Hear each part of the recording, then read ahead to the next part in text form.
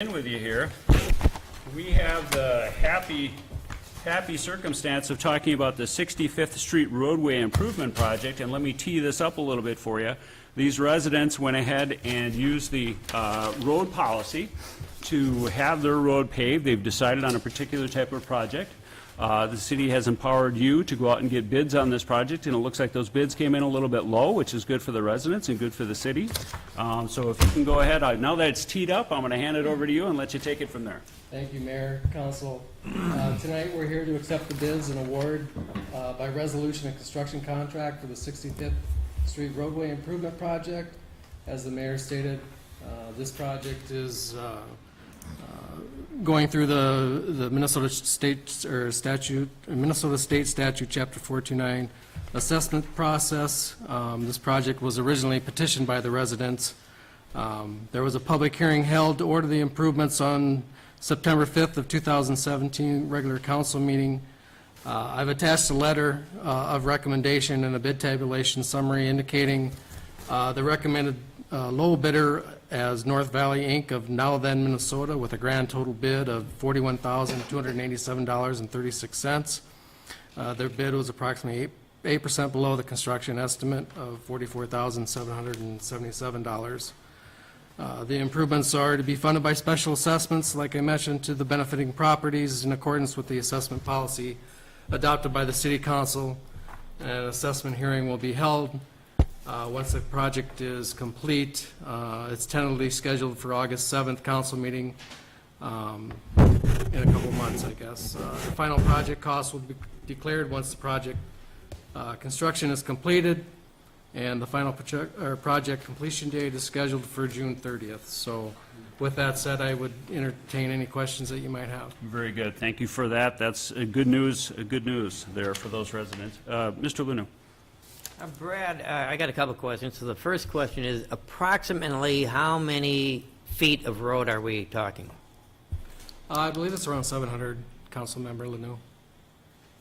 So it's about 700 700, and feet. it's approximately 30. Including the cul-de-sac?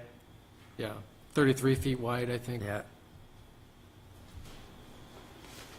All right. Now, one of the questions I have for you, when we did Kate's Road, we did basically the same thing. We just did a overlay over the existing road. I drove that road today. And I also drove the road on Jamaica that we did probably 5, maybe 6 years ago, right in that neighborhood. That road going Jamaica south of 12 has 11 cracks in it. I realize in Minnesota, you're not going to avoid getting cracks across the road. That's a fact. But why is it the two roads that we did in the two sections, each of them having about 35 cracks in them? In other words, there's about 70 cracks coming from the two overlays we did between 2 to 3 years ago. And so are you informing the citizens that are doing that the life expectancy of just putting a quick overlay over a bad foundation, that they are, in my opinion, in fact, maybe you could give me your engineering opinion, would you recommend that type of service to be done? And what is the lifespan that we're expecting out of this road by basically, we're putting a Band-Aid on it? I mean, you know, engineering standard, this is not what you would recommend, but maybe you can tell me that it's a good deal for the citizens, because looking at what's done already, I'm going to tell you it's already failing. Go ahead. Answer the question. Yeah, so Councilmember Lanu, we went through several options with the property owners abutting 65th Street, including a full depth reclamation, a full street reconstruction, a mill and overlay, and because of price, they chose this option as the choice they wanted to go with. In my engineering opinion, I think it's an acceptable practice. It's going to extend the life of that street probably 10 to 15 years with general maintenance of filling the cracks. And that's something that needs to be done. So let me follow up on one there. He asked a couple of different questions. It gets kind of long to understand them all. But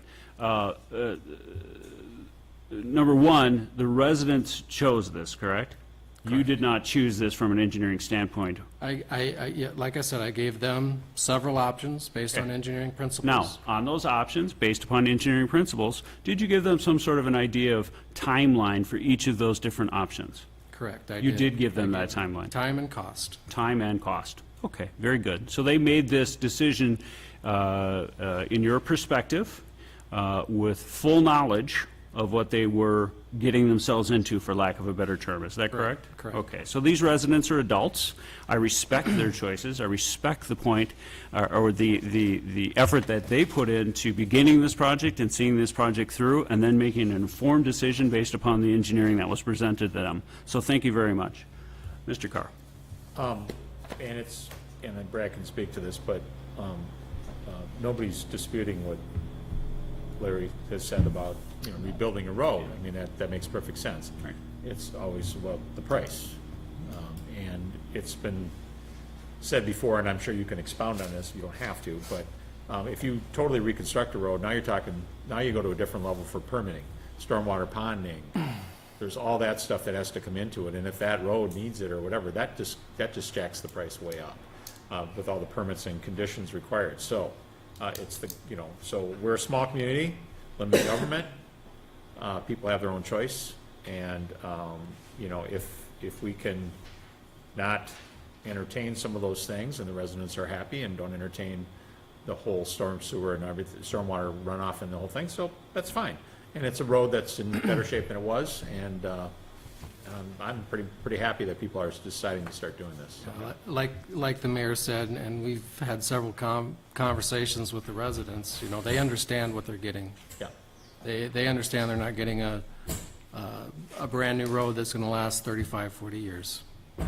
Yeah, and that's the key. The informed decision part of it, we're dealing with adults, we're not dealing with children here. So as long as they have been informed of their options, and as Mr. Carr just said there, you start doing full reconstructions, you start doing the whole two-layer thing, and the stormwater management and the permitting. It gets very expensive for these homeowners, especially on a smaller street. 700 feet of road, I just did the math real quick, we're looking at approximately $582.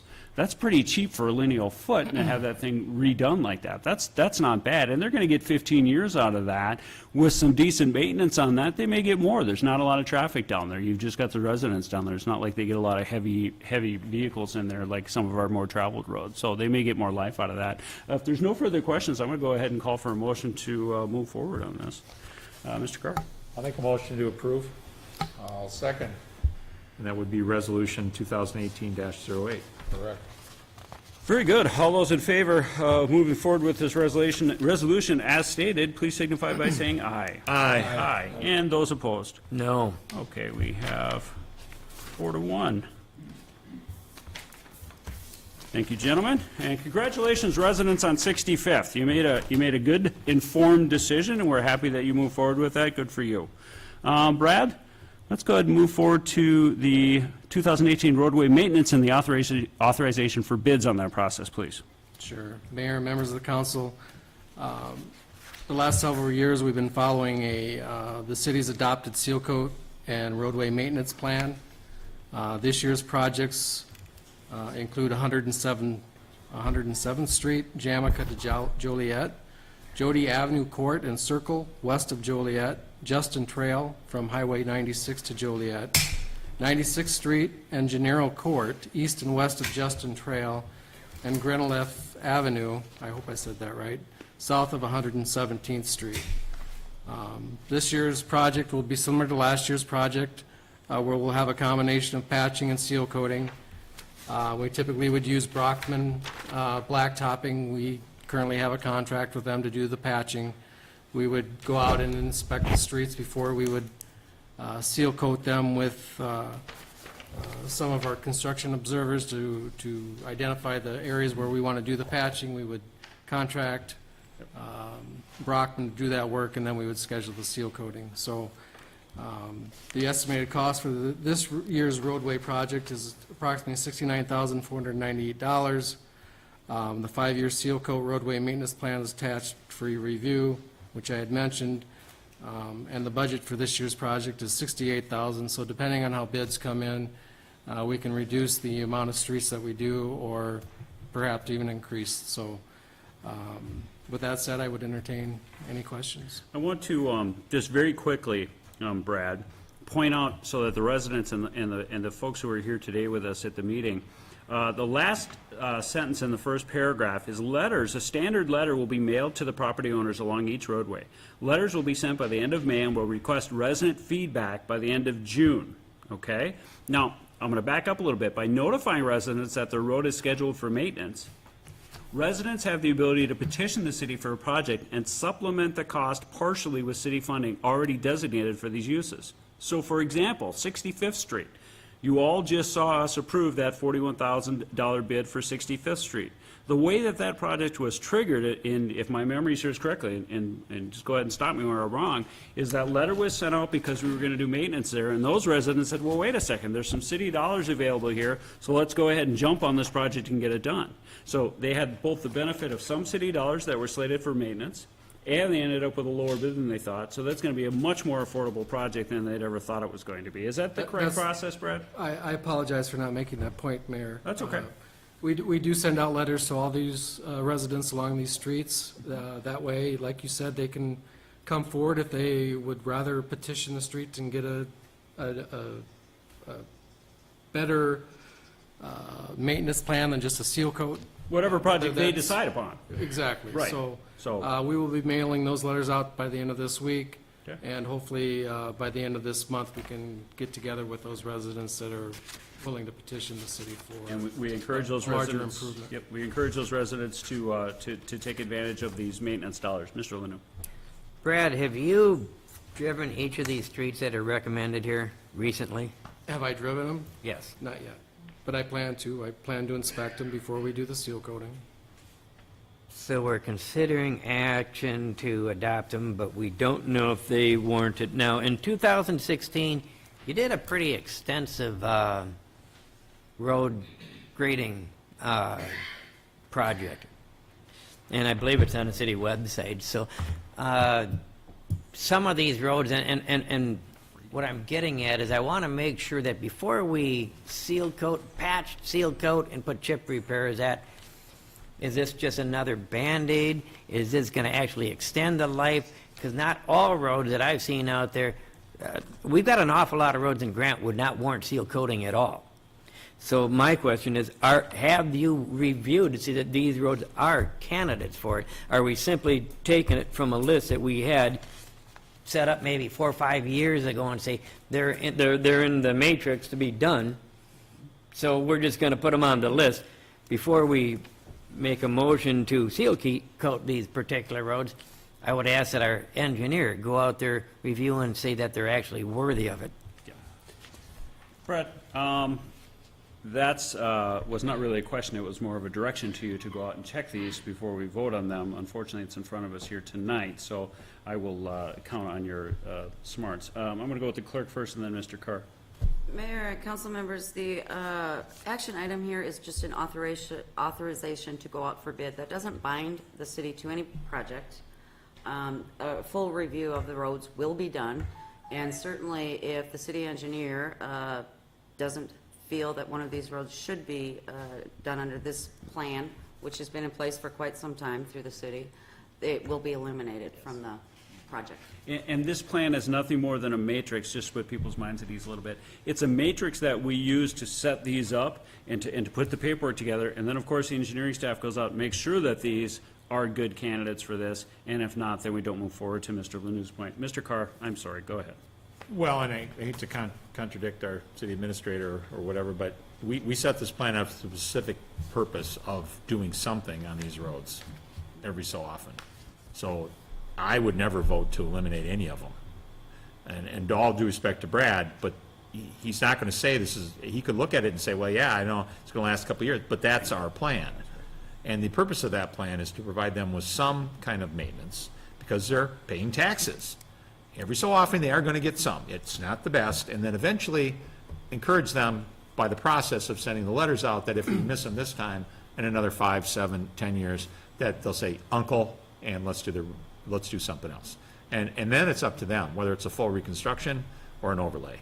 And then it's up to them. And some people may choose full reconstruction. Some people may choose just an overlay. So this plan was sort of set in stone trap rock stone. It's gonna happen. And, It is, so, excuse me, yeah, sure. council member, but it is the guide that we've been using. It is adopted by the council. Right. If the council would want to choose to, maybe use the pavement study or some other means of,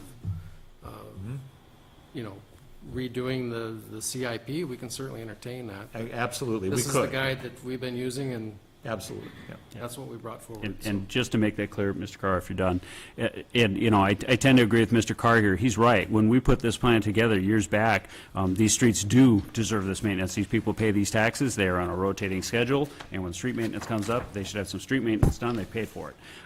That said, the council always has the ability to modify plans if those plans need to be modified, or perhaps, we need to add a little bit or even take a little bit off. We can certainly do that, but Tom's right. For the most part, we owe these people this maintenance, and it gives them a great opportunity, again, when those letters go out, to make that informed choice. If they want to change these roadways, then that is the best time to do it, right then and there. Yep. So, if nothing further, you're looking for an authorization to advertise for bid, is that correct? That is correct. I would so move. Go ahead. And Mr. Carr? I will second that. All right, very good.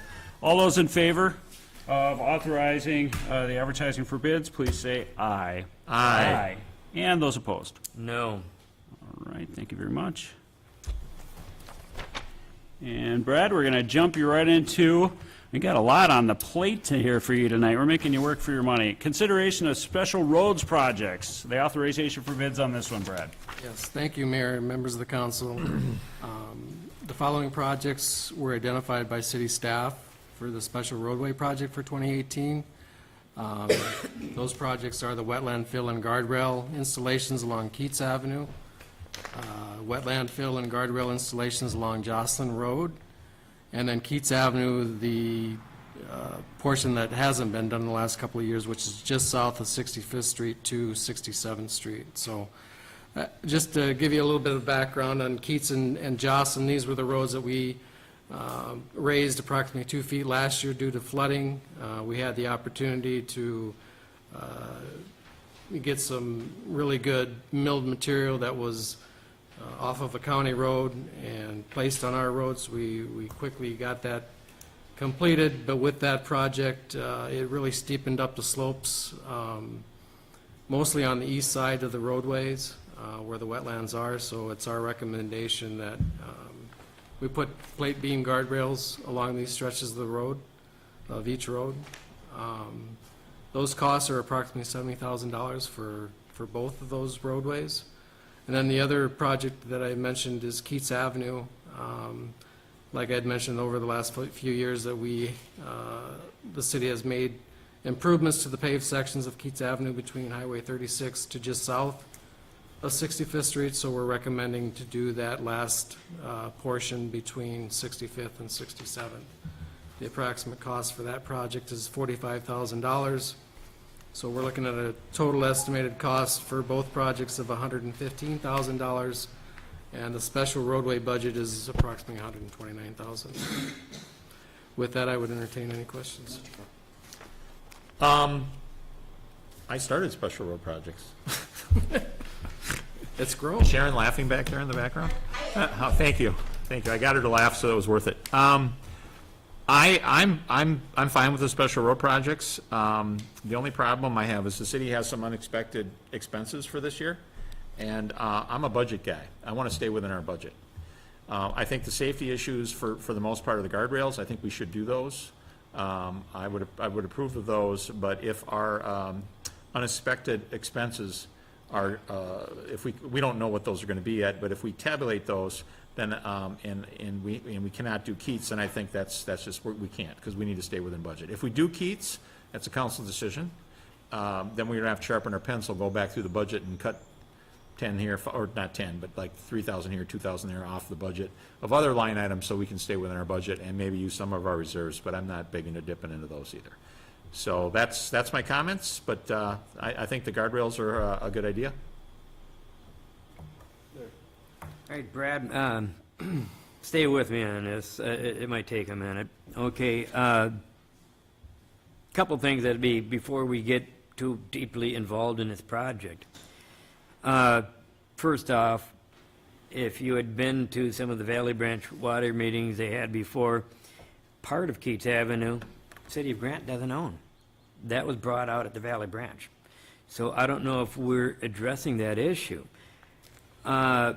We could see the Valley Branch part of this because of the flooding. Have we addressed them and asked them, because we pay into the watershed, as when Mr. Waller came and spoke for the Rice Creek watershed, we should be asking our Valley Branch, our watersheds, for grant monies back, which could fund some of these, so that wouldn't come necessarily all out of our own pockets. Some of the deal that we are talking about, and we're not addressing the total project here, and that's where we're having a problem. We have a warning sign that was taken down last year and never put up. Wasn't put up all winter long. It's still laying in the ditch out there. We have an overhead wire. If you drive down that road and you have a large truck, it isn't legal. It's too low. So there's a lot of issues that are not properly being addressed. Now, if we were to go talk about the guardrail, last year, when we were talking about guardrail, we talked about mobilization. Should we have included that in the guardrail project we did last year? Because there was a $3,900 mobilization cost. Now we're looking at it, had we been prudent, maybe we would have included it last year. We would say the mobilization, because I got to believe a good part of this, they're going to charge us to mobilize again. If we take Keats Avenue, had we done that in one full suite, when we were going to, we broke it up in three. We only did two of the three, and we're going to spend $25,000. We told the citizens every year we're going to do that till it was done. Now, that short-sightedness is going to cost the citizens $45,000 to do that last piece. So we're, as a engineering and a council up here, we're failing our citizens quite a bit on here, because number one, don't own the road. We have all kinds of issues. Let's put them together all at one time. And maybe we should be looking at the parts that we did put, that mill and overlay. They're pretty rough. Maybe those are the ones we should be pulling out of there. And we maybe should take some of that out of our reserves. And I still recommend that we go to the Valley Branch, make sure. Now, we did pay our road contractor to come in there and put erosion control in there. We sloped the ditches. We put erosion control. Larry, I don't want to be seating rude, in there. but you're on 2 minutes and 40 seconds. I still don't hear a question for the engineer.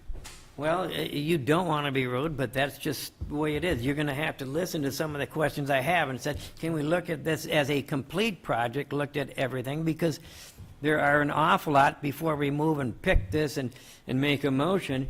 We should be going back to the Valley Branch and saying that both of those projects were caused by the water, not caused by the watershed, but as part of the watershed district.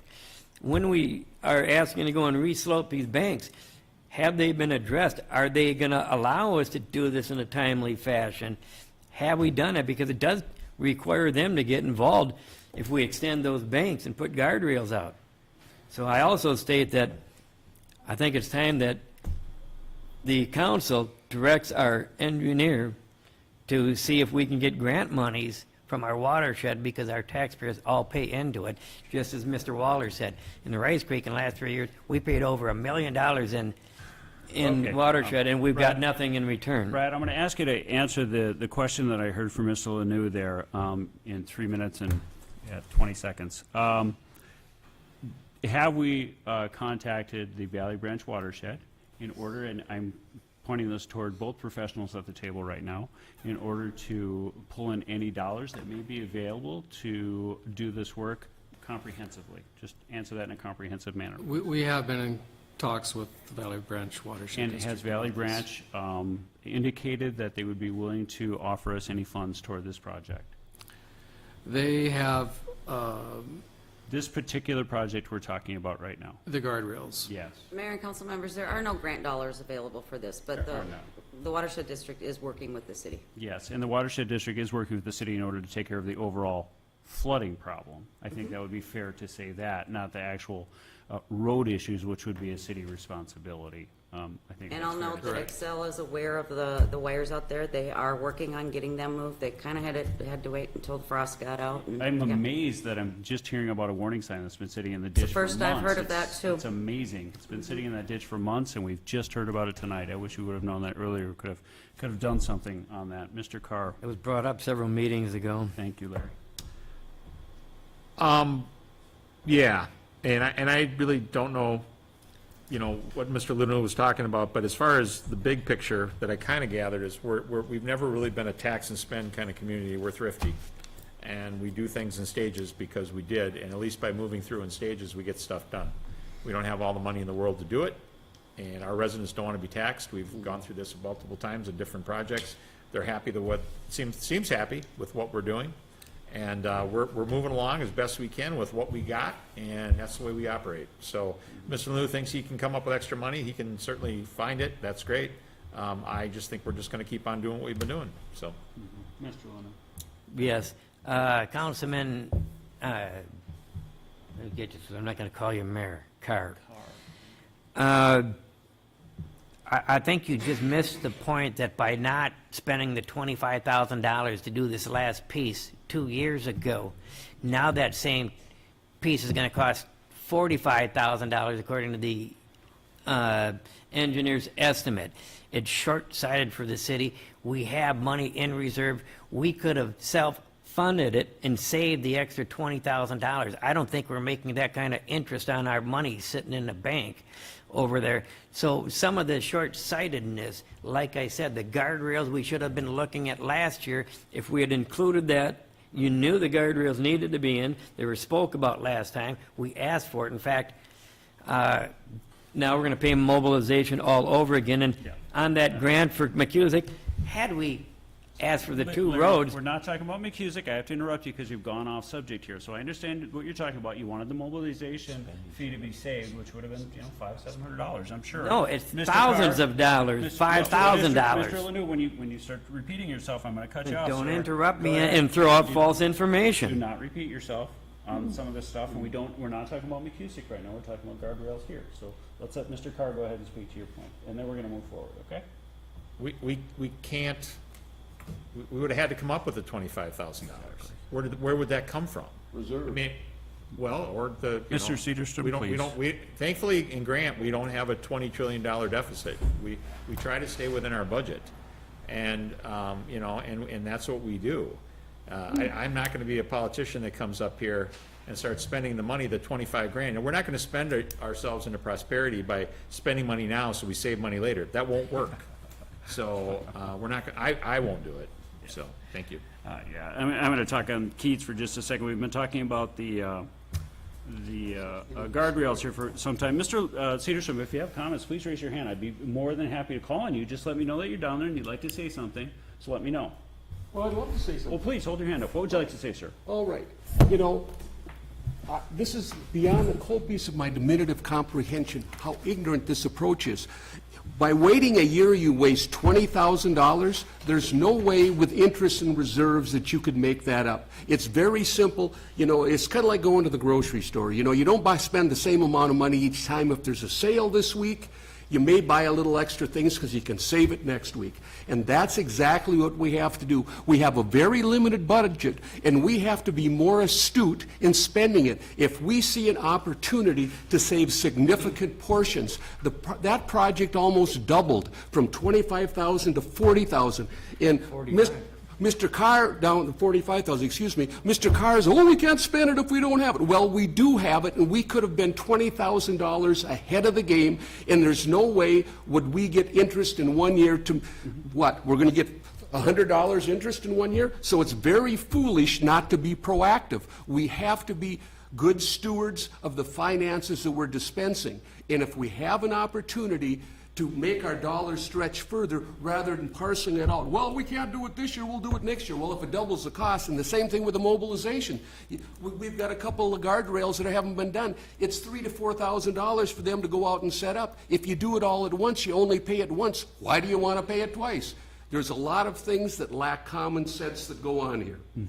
And let me speak to a little bit of that. We've had this conversation before. In fact, I remember you bringing this up when you were first on the council. You were quite a proponent of spending that money early instead of spending it later. And as I remember, I think the argument I came up at the time, which was somewhat facetious, but I'm going to use it again, was I have an older car. I also have money in the bank. That car might be costing me a little bit because it probably doesn't get as good a mileage as if I bought a brand-new car. Now, I could go buy a brand-new car and probably save myself some money on mileage and maintenance and that type of thing. However, I see a value, and I think cities see value, in having money in the bank and having those reserves just in case anything were to happen, we can go ahead and take care of unexpected bills. The approach that we've used over the years, the citizens have, through their voting patterns and through the things that I've heard throughout the years, Mr. Cedarstrom, have supported that approach. And if we look at the 65th Street project that we just voted on to approve, we can see that the citizens actually value this approach. I understand your point to spend the money faster because then you save more because you're not making any in savings. But we're essentially a pretty conservative place out here. This isn't Minneapolis. So having that money in reserves, I think our residents feel a little bit better about that. Now, One question. if I may, I still have the floor, sir, if I may, real quickly. Just want to speak on Keats. The first two sections of Keats that we did, and please, I'll ask professionals or some of the longer-serving council members up here to help me with my memory. I thought the first two sections of Keats were done because we were having water issues on Keats, and that those two sections were done because we had water flow problems down there. They were undermining the road, so we did those first two sections. The third section was then up to the residents. In my recollection, I do not remember promising doing that third section because there was no water issue. The city does not run around repaving roads, as we just saw in the 65th Street project. So I'm a little concerned with this, even from setting a landmark here. I'm just going to leave my comments there if anyone else wants to comment on that. No, Mr. Cedarstrom is first, Larry. Okay. What I'm trying to point out is some common sense. Okay, we have $1 million reserve. If we could save $20,000 of spending next year by spending it this year, there's no way the interest accruing on $25,000 is going to equal $20,000. And the analogy to a car, the only analogy with a car and a road is they both need maintenance. And to take your analogy, are you going to repair your car when it's overhauled, or are you going to wait till the rod goes through the block and you have to buy a whole new engine? I'm saying we need preventative maintenance, and we can make these roads go longer, and we can spend less money. And that's what I'm trying to get to, spending less money, not installment payments. And I get that, and just to answer that real quick, we have a good faith disagreement on how those monies are spent. It's a good faith disagreement.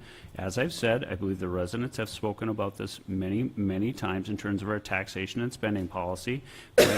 When the folks come in and tell me to start spending money more proactively because I can save this or that and drive down my reserves, then when that happens, Lord, I'm more than happy to do that. So we have a good faith disagreement on that, and that's where it's going to stay. Mr. Lanu. All right, two things. One of them is that when you talked about it, that was going to be a special roads project, just as Jamica was the year before. Which one, Larry? I'm sorry. The one that you're talking about, Keats. Keats, It was brought to us as one piece, and the cost was approximately $75,000. And we said, well, in our special roads projects, we're going to spend about $25,000 a year. And that's why it was broken into three sections. Had nothing to do with the water issues. It was just breaking up in three pieces. So we'll only pay so much this year. And if we had just paid the whole thing the first year and not paid anything out the next two, it would not have cost us any more. In fact, we would have made the great savings.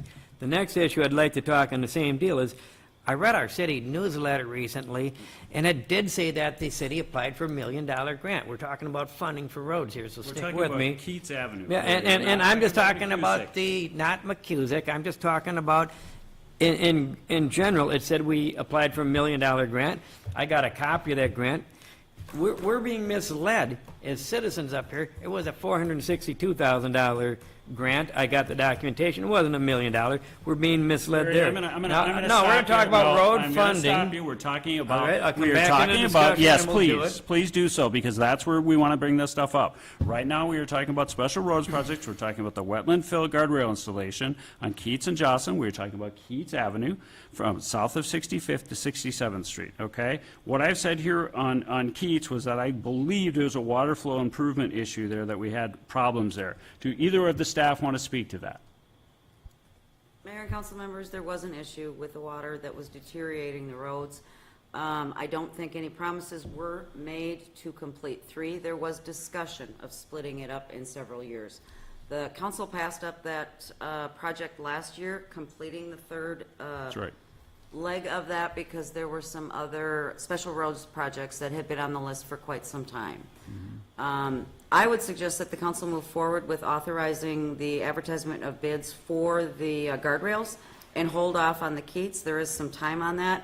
And I also have the Brockman getting back to me with some other special roads projects that they have not been able to get out and assess at this point because of the winter. Yeah, and I will echo Mr. Carr's, just as a finishing point here, echo Mr. Carr's concerns that we have some very extraordinary expenses coming up, and we had better have the money to pay those extraordinary expenses. So I'm going to go ahead and ask for a motion to authorize the bid. Mr. Carr.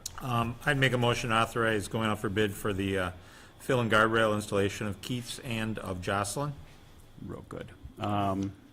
Deleting then the Keats Avenue for now? Yeah, I didn't as- mention it at all, so yeah. Very good, sir. Do I have a second? Now, Second. open for discussion. I need Larry? some, just some clarification. Yep. It said wetland fill and guardrail installation on Jocelyn Road. According to the pictures I see, we're not putting guardrail on Jocelyn Road. We're simply filling wetlands. We'll be installing guardrails along the east side there. Well, the drawing I have doesn't show it. It only shows the guardrail on the Keats Pond. The drawing provided for me today, and that's where I want the clarification, doesn't show any guardrail. Sorry, Councilmember Lanu, the intention is to install guardrails on both east sides of Jocelyn and Keats Avenue. Well, that's why I'm asking for clarification, because the documentation provided today does not show that. It only shows guardrail on the Keats Avenue on the east side of the road, and it does not show any on the Jocelyn Road, so let's just make that clear, that that's what we're asking to be done, is that it's gonna have guardrail on both sides of that, because the documentation does not reflect Right. that. And Both sides? yeah, no, not both sides. he just What I would like you to do, Brad, and Larry brings up a good point here, I noticed that as well, I trust you, maybe I trusted you too much there. What I'd like you to do is go ahead and prepare those documents so that the council can see the entire project in the red lines that are on the Keats one, okay? And I'd like you to forward that to the council in the next day or so, okay? So that we know exactly where those are going to be going to the best bet. of your ability. I'll All take right? care of that, you Will you bet. do that for us? You bet. Fantastic. So we've got a first and a second on that. I'm going to go ahead and call all those in favor of the proposal. Please signify by saying aye. Aye. Aye. And those opposed. Thank you, gentlemen.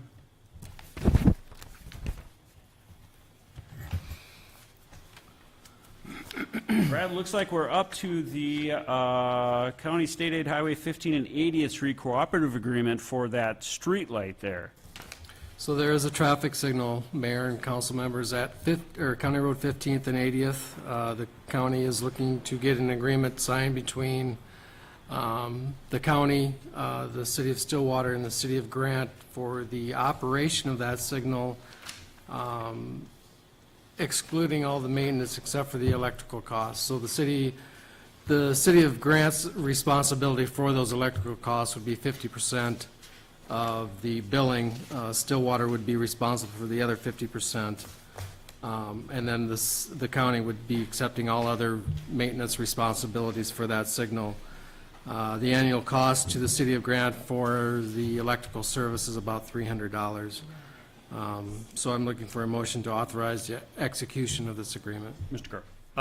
So electrical expenses, is that construction expenses? Or just, or you're talking, what are you talking about? What does that mean? Maintenance, if, Well, no, I understand that there's $300 annual cost, but what I was confused with, it doesn't, is there initial cost to put that in for us? there were, I think, It was around $10,000 or $12,000. Okay, so, yep, okay. There. Brad, the documentation I was sent out, and then it addresses 15 and 80th, 15 and 12, 15 in Settlers Way, and 15 in Liberty. 3 of those were on the consent agenda, Larry. Yeah, and so one of my question is, and maybe you can make a clarification on there, but 15 in Settlers Way is a road to nowhere. If anybody goes there, you'll see that it has guardrails on there. Now, our city, in a safety issue, which is part of as we talked to the county, there was a bond that they had to execute to make sure that that road was put in there. And that's because the Axtell exit to get on and off of there is unsafe as it is today. Our city forced them to put together a bond, which is good for 3 years, to ensure that that road got placed in there. Right now, there's absolutely nothing there. I would ask that you look into it and say, why are we paying anything for a signal for a road that goes 20 feet and it's dirt? There is no road. And so I would ask that this body go back, research, and find why that bond was not executed and that road was not finished as part of that county project. I think we're still at a liability for on there, and my guess is that by now, your bond that you require them to get in has probably been expired, so now it's on the ownership of the city of Grant to finish that. Brad, there's no question there, frankly, and since there is no cost to the city, it was put on the consent agenda. Mr. Lunu kind of mixed up a couple of different issues there. If there was a question on the bond, certainly we could direct the attorney to look into that if we were concerned about it, but that was on the consent agenda for a valid reason, and that reason being that the city has absolutely no liability for that light. We don't pay electrical costs, we don't pay maintenance, we don't pay anything. It's right on the county road, so that's why it was on the consent agenda. Speaking of this one on 15th and 80th, or 80th and Manning here, that we have $300 in yearly electrical costs for. Brad, I just want to make real clear, just for the folks watching the meeting, the county's procedure when a light regulates 2 roads that come out of cities within the county is that whichever, if it's a light that has 3-way intersection, each of those cities would pay a third. In this case, because it's Grant and Stillwater, we're each going to pay half of that, 50%. Is that how that policy works? That's correct. Okay. And I do remember us speaking about this light some time ago. I think it was last year, or maybe even before that. The county, if I'm not mistaken, Tom might be able to correct me, I think they wanted like $26,000 or $27,000, and we finally ended up paying, as a city, if I'm not mistaken, we paid a flat $10,000 on this one. Is that your recollection? Yeah, I don't remember the exact Okay. figure, but I know the county was looking for like $50,000 or Oh. closer to $50,000, and I think we negotiated it down to like 12 or 10. Yeah, we somewhere in there. knocked that one way back. I was real proud of the staff on that one. We saved ourselves some money on that one. That was a good one. So, okay, real good. I'd like a motion to authorize the execution of the cooperative agreement here. Mr. Carr? Oh, and Mr. Carr. I'll second it. All right. All those in favor of this cooperative agreement for the installation of the signal and the maintenance of it, please signify by saying aye. Aye. Very good. Thank you, gentlemen. Raskamp is not here. No action items. Attorney, no action items. Moving to new business. Get clarification from the attorney? Consideration of the IT policy revision.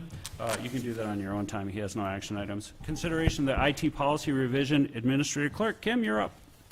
Mayor and council members, the city auditor, within their findings, has recommended a change to the city's IT policy.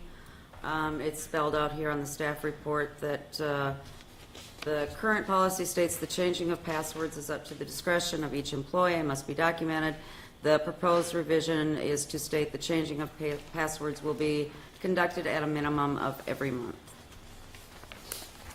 Okay. Very good. And that was a recommendation by the city auditor, correct? Correct. Just in terms of IT. Very good then. So, we don't need a motion for that, do we? Do you want a motion on that? Okay, a motion to approve the revision to the City of Grant IT policy. Mr. Carr? I'll make that motion. I'll second. And Mr. Cobb gets a second on that. All those in favor of revising that IT policy, please signify by saying aye. Aye. Lauren, do we have 5-0? Aye, sir. Very good, thank you.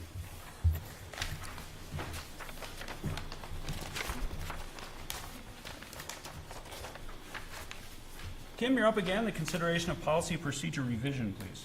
Mayor and council members, at the April council meeting, the council did suggest looking into a revision to the City of Grant Policy and Procedure Manual relating to city council meeting agenda items. I think the intent was to clarify the requirements for putting things on the agenda so there is no confusion.